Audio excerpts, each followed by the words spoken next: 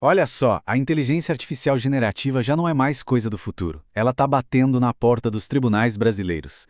Nesta análise, a gente vai entender como as IAs mais famosas do mundo se saem num teste jurídico na prática. E, mais importante, o que isso tudo significa para os nossos direitos fundamentais. Vamos começar com uma pergunta que, olha, parece coisa de filme, mas que está cada vez mais real. Será que uma inteligência artificial estaria pronta para assumir tarefas jurídicas complexas, como defender alguém num caso? É exatamente isso que a gente vai investigar.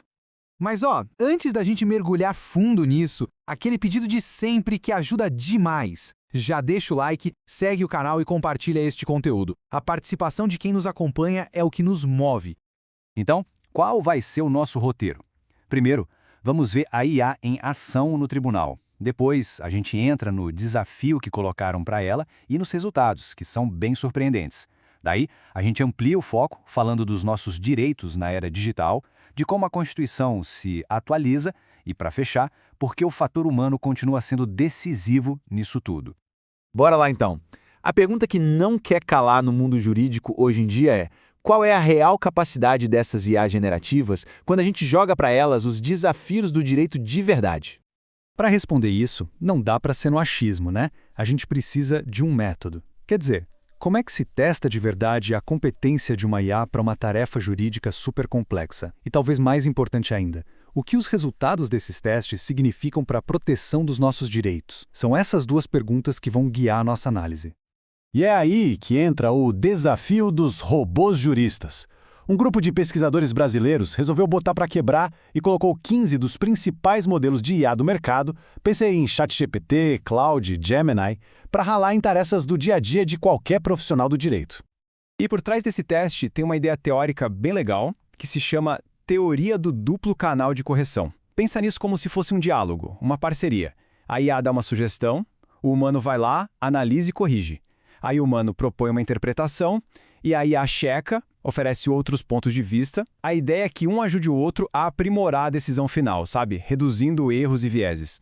E o que eles testaram na prática? Foi uma bateria de 6 tarefas que iam do básico até o mais complexo. Primeiro, conhecer a lei. Segundo, aplicar a lei num caso. Terceiro, usar princípios jurídicos. Quarto, resolver aqueles hard cases, os casos difíceis mesmo. Quinto, achar a ratio decidendi, ou seja, o porquê de uma decisão judicial. E por último, organizar os dados de um processo. Foi literalmente uma maratona jurídica para essas IAs. Tá, e aí? Como é que os robôs juristas se saíram nessa prova de fogo? É aqui que a história fica realmente boa. Os resultados mostram um paradoxo, algo bem surpreendente sobre o que essas máquinas conseguem e principalmente o que elas não conseguem fazer.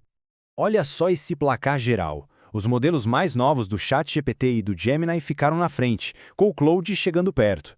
Mas o que salta aos olhos é a diferença de desempenho. O Copilot, por exemplo, ficou bem atrás. Isso mostra que não é só usar qualquer IA. A escolha da ferramenta faz uma diferença gigantesca. Mas agora vem o pulo do gato, a descoberta mais importante da pesquisa. As IAs foram péssimas, mas péssimas mesmo, em tarefas de conhecimento. Coisas simples como, sei lá, citar um artigo de lei. Elas simplesmente inventam, alucinam, como se diz. Só que, quando a tarefa era de criação, tipo desenvolver uma argumentação jurídica sofisticada para um caso super difícil, elas brilharam. Esse é o paradoxo conhecimento-criação. Resumindo, as IAs não são bons arquivos, não são uma biblioteca confiável, mas são excelentes parceiras criativas. Só uma pausa rapidinha aqui. Se esta análise está sendo útil, que tal compartilhar com os amigos ou em suas redes sociais? Isso nos ajuda a crescer e a produzir ainda mais. Beleza, a gente já viu como a IA se sai na prática, no campo de batalha. Agora, vamos dar um passo para trás, sabe? Ampliar a visão. Como é que a nossa estrutura de direitos fundamentais, que foi toda pensada para um mundo analógico, lida com uma tecnologia dessas? A resposta para isso está num conceito chamado constitucionalismo digital. E a ideia é bem simples, mas muito poderosa. Os direitos que a gente tem no mundo real, liberdade de expressão, privacidade, dignidade, têm que valer também no mundo digital. É sobre ter a certeza de que a Constituição continua sendo a nossa bússola, não importa qual seja a tecnologia da vez. E o Brasil, olha, tem sido protagonista nessa história. Essa linha do tempo mostra bem essa construção. Lá em 2014 veio o Marco Civil da Internet. Em 2018, a famosa LGPD, a Lei Geral de Proteção de Dados. E o grande momento Em 2020, foi quando o STF bateu o martelo e reconheceu que a proteção de dados é sim um direito fundamental. Mas aí fica a dúvida. Como é que leis tão recentes ajudam a gente a interpretar uma Constituição lá de 1988 para desafios de agora, como a IA? O segredo é não ver essas leis como algo que substitui a Constituição, mas sim como ferramentas para a gente entender melhor o texto constitucional. A teoria dá um nome para isso, ganchos interpretativos. Pensa assim, a Constituição é um grande quadro cheio de princípios. Leis como o Marco Civil e a LGPD são como ganchos que a gente usa para puxar esses princípios que já estão lá, como privacidade e dignidade, e aplicar eles diretamente nos problemas do mundo digital. Isso não é só papo de livro, não. Olha só essa citação do ministro Gilmar Mendes num julgamento super importante, aquele que impediu o compartilhamento de dados de telefonia com o IBGE. Ele usa o princípio da transparência, que foi fortalecido pela LGPD, para dar um conteúdo bem concreto à proteção dos nossos dados, que já está na Constituição. É o gancho funcionando na prática, de forma clara e direta. Então a gente chega agora no ponto de encontro. De um lado, vimos um teste prático que mostrou os defeitos e os talentos da IA. Do outro, uma teoria que mostra como o direito vai se adaptando. O que une essas duas metades da nossa análise?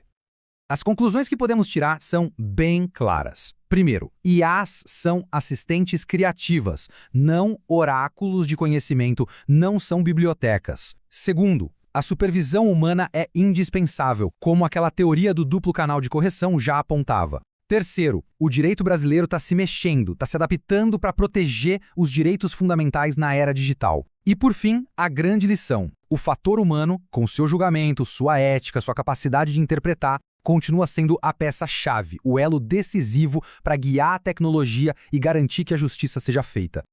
E com tudo isso, fica uma pergunta no ar para a gente pensar. Se a IA é uma parceira e não uma substituta, como é que isso vai redesenhar a profissão jurídica e a própria proteção dos nossos direitos mais básicos daqui para frente? Muito obrigado por ter acompanhado esta análise. Para mais conteúdo como este, siga o Direito Cast lá no Spotify. E não se esqueça, deixar o like é muito, mas muito importante para nós. E para vídeos, é só procurar por Direito Cast no YouTube ou no TikTok. Até a próxima!